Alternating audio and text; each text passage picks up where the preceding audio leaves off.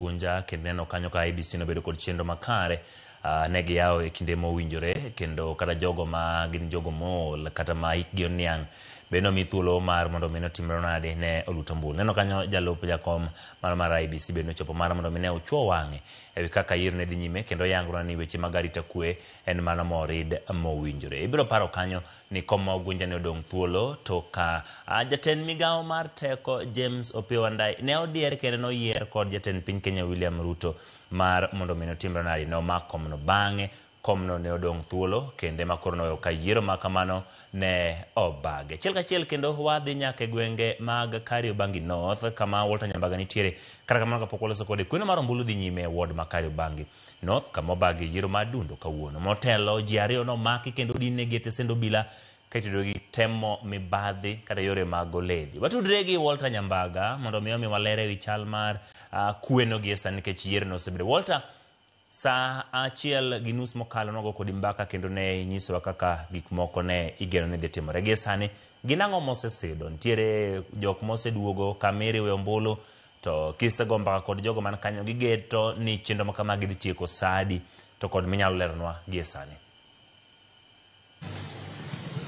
Erokamano Chieng' Manuel, yena munda dhumo swayo kidogo tu. Kwa hiyo sasa tumeanza shughuli ya kuona kwamba wale maajenti pamoja na maafisa wa tume ya uhuru ya uchaguzi na mipaka wameanza kukaribia hapa kwa shughuli ya kujumuisha na kupata takriban nani atakuwa mshindi kwenye kinyang'anyiro ya wodi ya Kariobangi. Na hapa niko na afisa wa IBC ambayo nitamuuliza maswali mawili matatu hapa kwa tuelezee kinachoendelea hapa, na tunatarajia matokeo muda mchache ama tutaendelea kungoja kidogo. Ukianza na jina, ni nini sasa hivi kinaendelea? Mimi naitwa Kennedy Muoka. Mimi ni youth leader Wiper Patriotic Front Nairobi County, na tuko hapa na ni heka za kumaliza kuhesabu kura in polling stations. Saa hizi ndio zinamaliziwa, tukingojea wamalize ili tufanye tallying tujue mshindi. Yeah. Wewe ni mwanaagenti ama wa chama cha Wiper Party kama nimekupata vyema. Tuseme shughuli ya kuendesha hili uchaguzi ndogo katika wodi ya Kariobangi kwako imeenda vyema ulivyoitarajia ama kumekuwa na hali ya mshike? Hapa process imekuwa peaceful kuanzia asubuhi. Watu wamekuwa kikuja moja kwa moja. Process imekuwa peaceful, imekuwa poa. Shida tu ni moja, watu hawajajitokezea. Watu wamekuja kidogo, lakini wale wamefika, wamefanya kazi safi, wakapiga kura zao kwa amani. Hatujashuhudia kisa chochote cha uhalifu, kisa chochote cha udanganyifu, na pia hatujashuhudia kisa chochote cha aina yoyote hapa. Labda ukituelezea ni nini huenda ikafanya watu wakakosa kufika na kupiga kura ulivyoitarajia, ndiposa ukasema kwamba kulikuwa na idadi ndogo kwenye uchaguzi huu? Kwa kawaida Wakenya leo ni siku ya Thursday, na Wakenya wengi hii kijiji cha Kariobangi venye nakielewa, wananchi wengi waliamka asubuhi kuenda kujitafutia lishe lao, na hawa wengi wao wanaishi kwa hiki kijiji ni wale watu ambao chenye wamepata leo ndio wanakula. Kwa hivyo wengi wangekuja kupiga kura, kwa sababu wakipiga kura leo wangekula nini? Kwa hivyo kwa maoni yangu, watu wengi hawajajitokeza kwa sababu walikuwa aidha makazini mwao, ama wengine pia wamechoka na maisha kwa sababu gharama ya maisha imepanda, na wengi wanasema sitaacha kazi yangu niende nikachaguane ilali usiku sitapata kitu cha kukula. Yeah. Labda la mwisho ili ni kuache upate kutoka uhusiano kati ya maajenti pamoja na maafisa wa tume ya IBC limekuwaje mpaka sasa? Kumekuwa na ushirikiano mkubwa sana kati ya maajenti. Mimi nilikuwa chief agent na maafisa wa IBC, ambapo tumeona walikuwa na consult, na before wafanye kitu chochote walikuwa wanauliza ili tukilifanya kila mtu ako sawa, na pia wameelimisha watu wale ambao hawakuwa wanajua, for example wakati wa tallying, wakati wa kuhesabu, wamekuwa wazuri, na pia wananchi nao maagenti wote walikuwa pia wametrainiwa vizuri. Hatuja kuwa na mambo yote ile. Asante.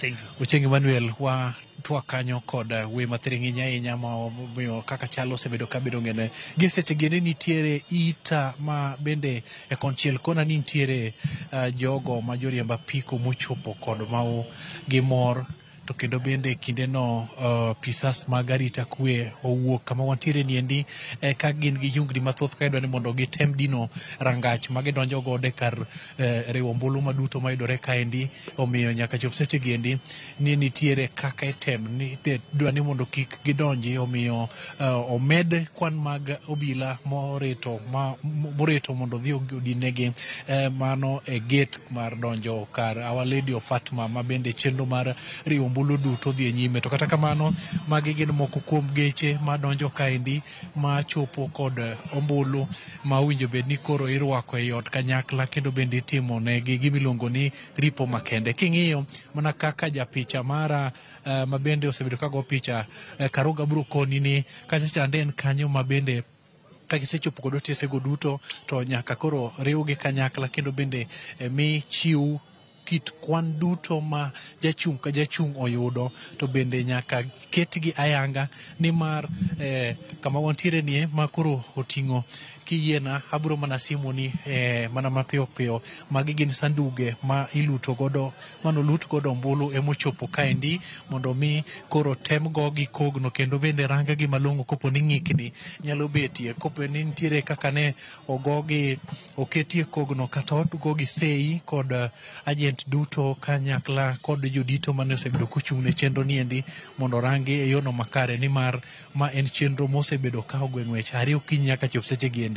Kasto bende Ramogi Ojangi biro bedo kod ng'eyo ni gi e iye kaendi en kanyono ma bende oket kanyo ma ang' ne tang'ie duoko ma kaka jochung' oyudo kwan ombulu duto ma gisebedo ka gi geto mar kao kom no mar kar chung' kata kanyono kata ward mano ma Kariobangi North. Ibiro yiena mondo mi alerni ni e seche mag okinyi ne wabedo kod jogo mane odi kendo so etesendo bila mana ka chieng' manilo sekono mane temo chocho chenro makwa kod ka chamo tendo kod dhi ataro kod katiba kata kata chenro kata gigo ma wacho ni gin chike matayo yiero ma pacho kaendi, omiyo bila reto mapiyo piyo mondo mi ores ngimagi e lwet oganda mane ni kod mau mager malich mokalo mane temo mondo mi okaw chike e lwetgi. Giseche giendi chenro makoro dhi nyime ka en ni duoko chopo kendo ichak kwan gi moro ka moro. Ok wang'eyo jaloch nikech pok olandi, to warito ni jalno mochung' ne chenro makende mar lando duoko ayanga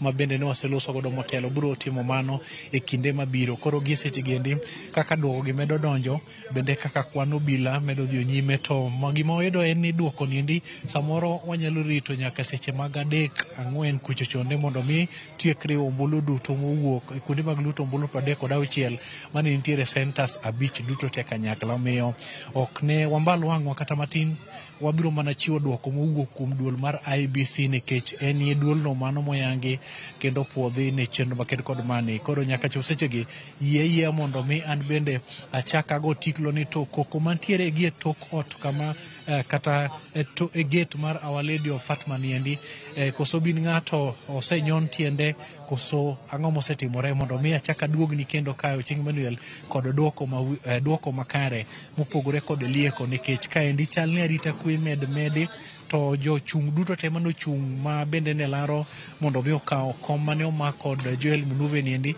bende osechopo kamago mag ODM maena Michael Ouma kanyakla kod Wanyoike David mano mar DCP to kod jogo mamoko machalo kaka Njoki mano mar UDA e kinde mamoko bende oseket negi kanyono ma ka gichopo to gibiro betie mondo mi giyud duoko maketo kod mane. Yiena mondo idhi nyime kod twak kod welo kod chiwo bende moko kuom weche manyien mosechokni kod tongwang' mar Ramogi TV. Chieng' Manuel dhi nyime.